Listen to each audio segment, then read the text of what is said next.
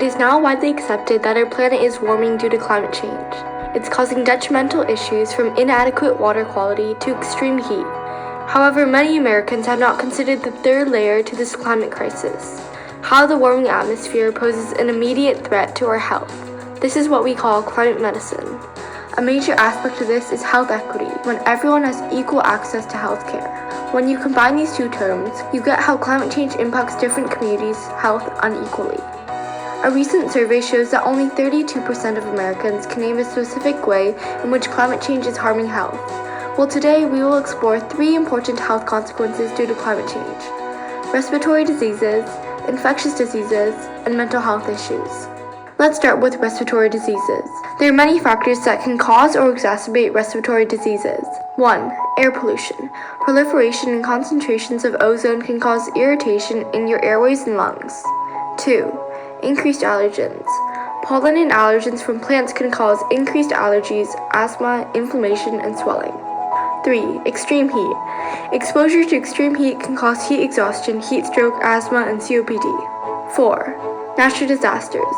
Wildfires, flooding, and hurricanes can cause unhealthy air leading to lung disease. In fact, many people have experienced these respiratory issues due to the recent California wildfires. It's respiratory for me. Because the air we breathe needs to be clean. We all want clean air. Both air pollution and natural disasters can emit particulate matter.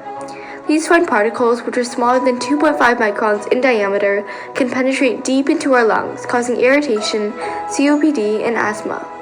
Long-term health consequences include lung diseases and heart attacks. Now, let's talk about infectious diseases.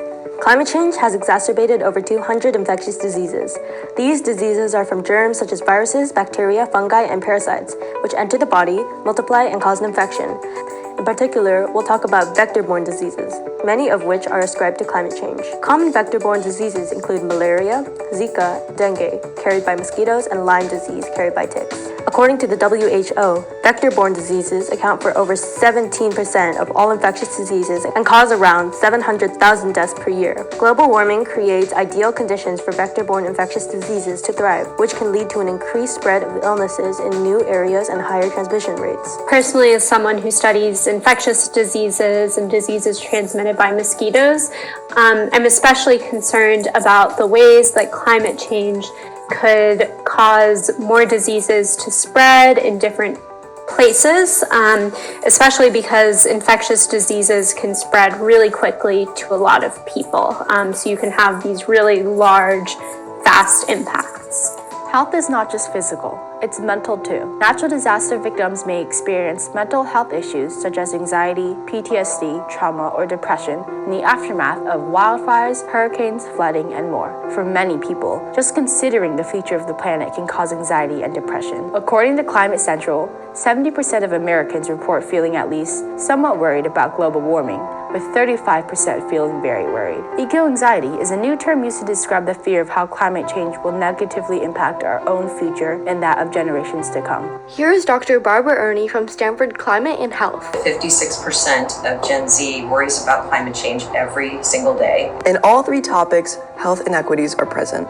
Here's Dr. Sherry Weiser of the University of California Center for Climate, Health, and Equity. Populations around the world that have contributed least to climate change really suffer first and worst from the consequences. We can take action by actively spreading awareness and educating others. In addition, by reducing climate change, consequently, we are also limiting the possibility of health inequity. Here are some specific examples of ways to combat climate change.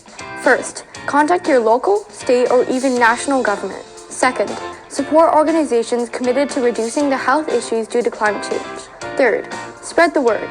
As we face the challenges brought on by climate change, it is important to remember that we truly have the power to make a difference.